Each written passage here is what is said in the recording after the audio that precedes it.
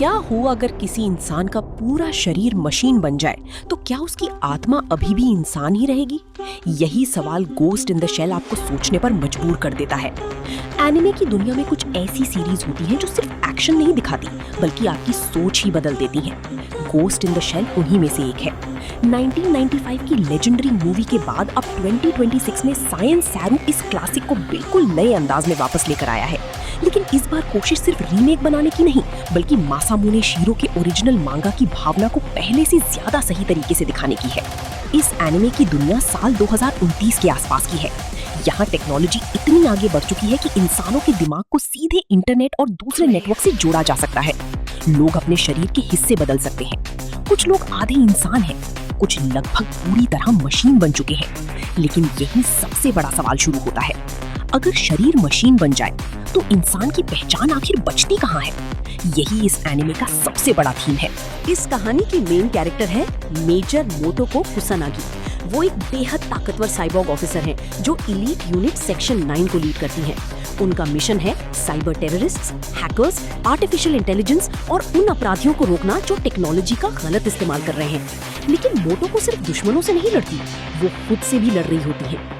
उन्हें हमेशा यही सवाल परेशान करता है, क्या उनके अंदर बची हुई घोस्ट यानी चेतना उन्हें इंसान बनाती है या फिर वो सिर्फ एक मशीन है?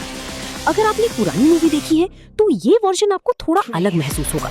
इस बार कहानी ओरिजिनल मांगा के ज्यादा करीब रखी गई है।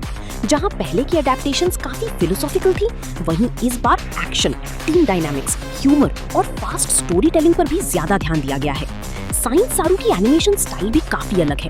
कैरेक्टर्स ज्यादा एक्सप्रेसिव दिखते हैं, मूवमेंट ज्यादा फ्लूइड है और पूरा साइबरपंक वर्ल्ड पहले से ज्यादा जीवंत महसूस होता है। इस एनिमे के ट्रेंड होने की सबसे बड़ी वजह सिर्फ इसका नाम नहीं है, बल्कि फैंस का मानना है कि ये अब तक की सबसे फेथफुल अडैप्टेशन बन सकती है। डायरेक्टर ने भी साफ कहा कि टीम ने ओरिजिनल मांगा की भावना को बनाए रखने की पूरी कोशिश की है। इतना ही नहीं, प्रोडक्शन टीम ने ये भी बताया कि इस प्रोजेक्ट में जेनरेटिव एआई का इस्तेमाल नहीं किया गया और एनिमेशन पूरी तरह ह्यूमन आर्टिस्ट्स ने तैयार की है।